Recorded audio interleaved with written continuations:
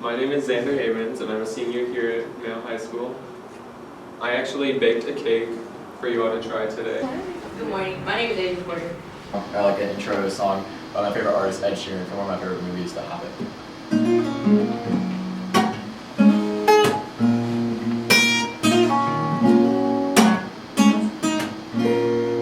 I'm Carly Coulter. I'm obviously a senior here at Mayo.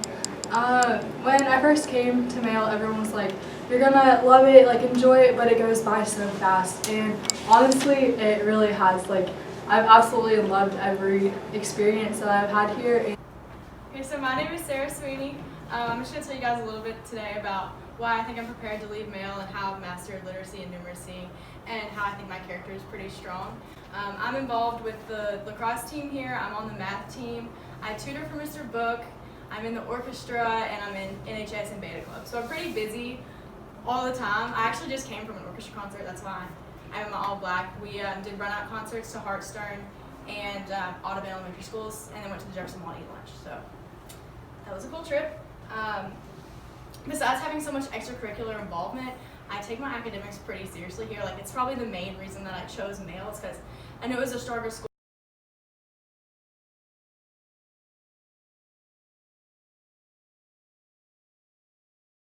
Post-secondary plan now. This, as you can already see, I have been accepted into one of my choice colleges, the Art Academy of Cincinnati. I've also applied to other schools, but my primary focus are art schools as of right now. So I ended up choosing StratComm, which is what the college kids call it, but it's really strategic communications, and it combines communications, marketing, and graphic design, which are all the three things I'm very interested in. I am going to the University of Louisville next year. My ACT score has gotten me the Renewable Trustees Scholarship, so I will get $3,000 to $8,000 per year. Here's my acceptance letters from UVL. Also been accepted to NKU and WKU as well. In English this year, we've been learning that everything is an argument. So the identity argument was one of the first papers we've written this year, and also one of my favorites. We had to argue for a trait for our own personality, which is something like I've never done before. I'm showing my mastery of writing in two different ways. The first one is using evidence to support my claim. So in all the other papers I've written before, we've used evidence like statistics or interviews or testimonies. And in this paper, we had to use just like figurative language and imagery to help set our scene and help the reader understand like how our artifact supports our identity trait. So in this one, you can see that I'm talking about my cheer shoes, and I describe how they are black and have frayed shoelaces, so that it argues that I'm a hard worker and I'm dedicated to my sport. I'm also showing my mastery using my transitions. So all throughout our lives, we've used basic transitions like first, second, and third when moving from paragraph to paragraph. But in this one, I've tried to use key words between the last sentence in one paragraph to the first sentence in the next. So in my first example, I used full out, and in the second example, I talked about my heart, so that it kind of loops back around and it creates cohesion for the reader. Proof that I know how to do CEA, which is claim evidence analysis. So my claim is that the man box is bad and it needs to be redefined. My evidence was some research I did on the man box and what people had to say about it. Justin Baldoni is a speaker, and he spoke a TED Talk about it, and I have some quotes as evidence for why the man box should be changed and why society standards for a man should be changed. And then after that, I analyze how that transfers into okay, what do we do now? How do we change it? What's a better way to define a man? In Algebra 3, I did meet the ACT benchmark for math, and in there we do practice ACTs to get it straight because we weren't going to take it again. And she has us go through, show all our work for each question, and if we get a question wrong, go back, figure out what we did wrong, and then fix it on our own. So I feel like this really helped. We started with my numeracy. This is the 2017 math portfolio for Freddie Fassbender's insurance agency. Basically what I'm proving here is 3 of some of the core concepts in math. It's problem solving, reasoning, and proof. Problem solving because I took, this is a little excerpt here because I didn't want to just show you the whole paper on one slide, but this is the excerpt. It shows problem solving because I took the data given to me earlier in the text and use that to formulate an equation that you can see. 1.32. Down there, yeah. And then also, in addition, to form like part of this graph down here. And then you can see my reasoning within the paragraph itself on how I went about entering that into my calculator and getting the equation. And then proof, because not only do I show my steps and all of that, I also show the equation and the result of putting it in with the data given previously in the paragraph down there. This year I was chosen to be a peer tutor for math, which is new this year. So my teacher last year recommended me for it. It kind of proves that I'm mastered in algebra because all the students that I tutor are Algebra 1 and Algebra 2. It actually is a whole class for me, so I'm in Mr. Henderson's class for a whole period, and students in that class can come see me and ask me for help with homework or classwork and just anything like that. Or we also have students from their study skills classes come in and see us whenever they need help on any subject. So my numeracy artifact is a AP Stats FRQ, and it's about a photocopy, it's a photocopy machine in a workplace. And basically, the question says is like, you're a worker at a company, and your supervisor is looking to buy a new photocopier, and the photocopier usually lasts 3 years. You have these two options, and one of them is like a little cheaper than the other, but then the difference is their maintenance plan options. It's one of them, it's just a flat rate for every time you have to repair it. The other one's a rate over a year, and it covers all of the maintenances that you want to have. So you have to look at it statistically and make a suggestion on which one they should buy. And it gives you like the probability of how many repairs will happen in the year. So then you have to multiply that by 3 because it's going to last 3 years, and decide which one is which. And that a picture of that is in my backpack. But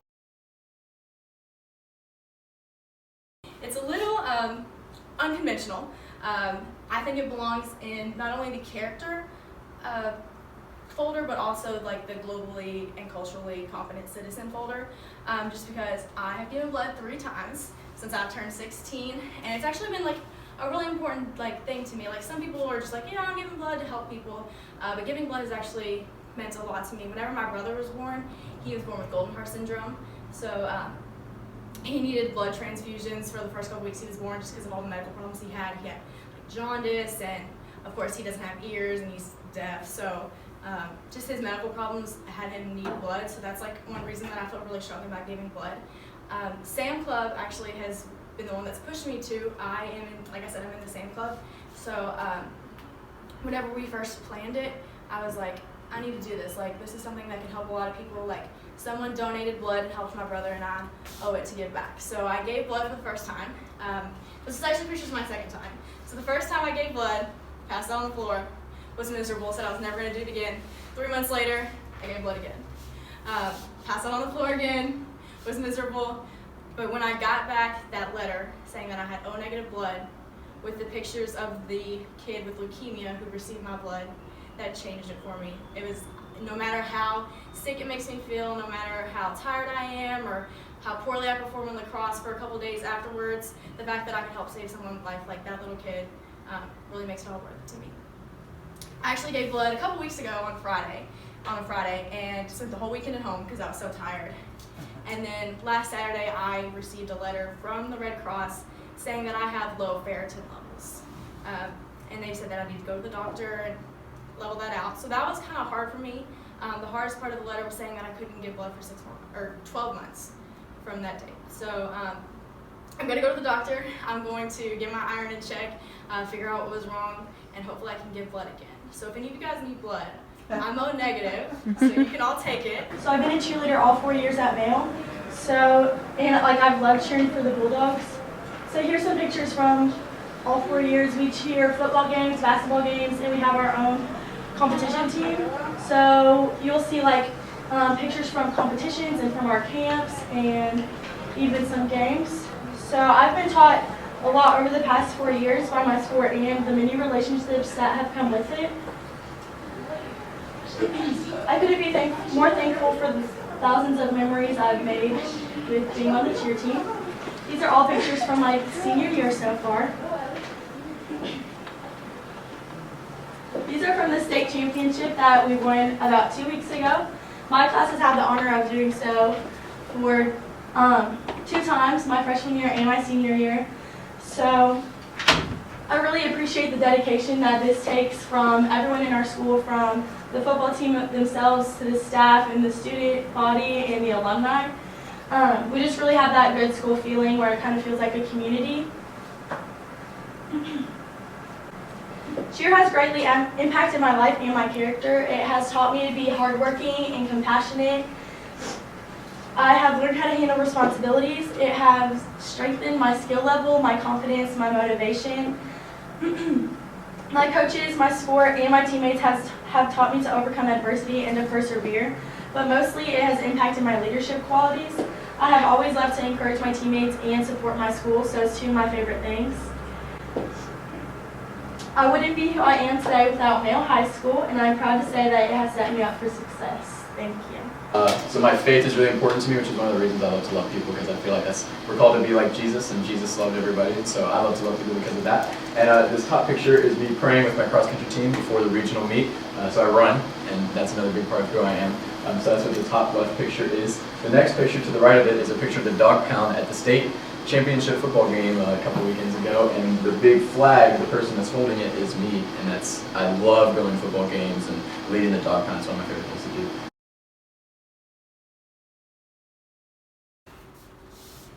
I think that's all I have for you guys. Do you have any questions?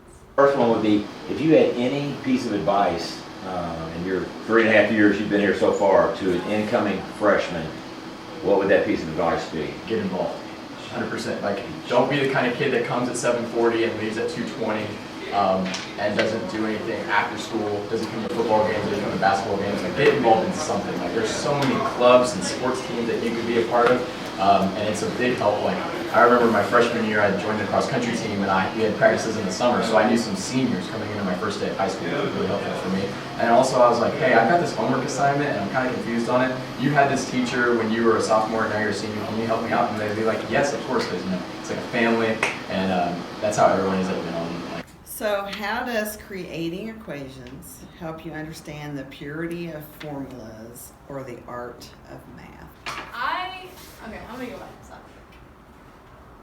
I think that equations are really important because they explain so many things about our lives. Like we look at an equation and we don't see like, oh, this happens in our everyday life. But whenever we went to Georgetown at the Toyota plant, we did a windshield experiment where we talked about the amount of like glue used to apply the windshields onto the cars, and we had to figure out and model an equation for how much glue is the best. And I think it's just those everyday simple things that we don't see math in, but that can actually have an equation that can help us figure out the best ways to do things that are important.